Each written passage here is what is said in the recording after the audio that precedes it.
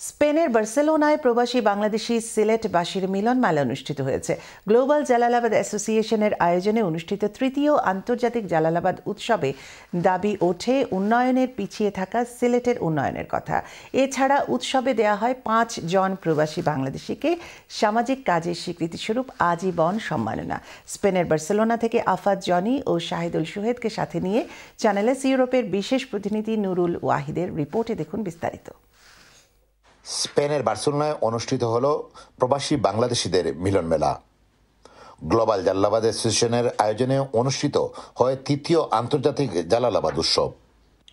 এই উৎসবে উঠে আসে সিলেট অঞ্চলের উন্নয়নে আরও কার্যকর উদ্যোগের দাবি। সিলেটের উন্নয়নে ভূমিকা রাখতে পারি। আমি একে একে সব দাবি বলতে চাই না, কিন্তু আমরা সবাই জানি আমরা কিভাবে নির্যাতিত এবং অবহেলিত। ইনশাআল্লাহ আমরা সবাই এক প্ল্যাটফর্মে কাজ করলে সব দাবি দেওয়া উত্তর হবে।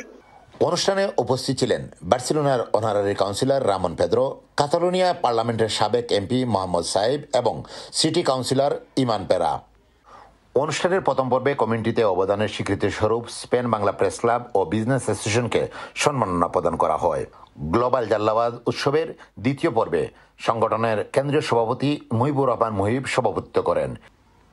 অনুষ্ঠানে স্কটিশ পার্লামেন্টের MP Faisal Chowdhury, channel S chairman Ahmaduzzaman Chowdhury JP, doctor Walid Hasiruddin এবং সাবেক হুইপ সেলিমউদ্দিন সহ অনেকেই বক্তব্য বলেন সিলেট এখনো উন্নয়নে পিছিয়ে রয়েছে। হবিগঞ্জ বা সিলেট থেকে ঢাকা আইতে আমার যতটুকু সময় লাগতো তখন এখনো কিন্তু সেম লাগতেছে।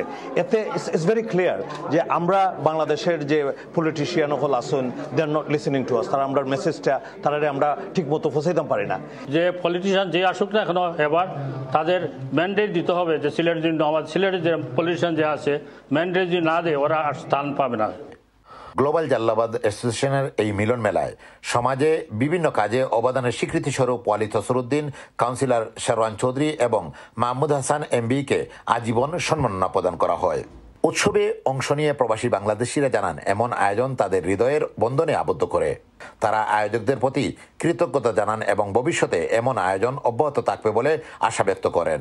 52-এর ভাষা আন্দোলন, 71-এর মুক্তিযুদ্ধ, অর্থনৈতিক যুদ্ধ সবকিছুতে প্রবাসী বাংলাদেশিদের যথেষ্ট অবদান রয়েছে। প্রবাসী বাংলাদেশির কথা বললেই সিলেটবাসীর কথা বলতেই হবে। কিন্তু সিলেটবাসী কি পেল? দেশ স্বাধীনের পর থেকে শুধু অবহেলা। সিলেটবাসীর উন্নয়ন এবং ব্যাপক উন্নয়নের দাবি জানানো হয় গ্লোবাল জালালাবাদ অ্যাসোসিয়েশনের এই তৃতীয় কনভেনশনে। Nurul Wahid, channel S news, Barcelona, Spain.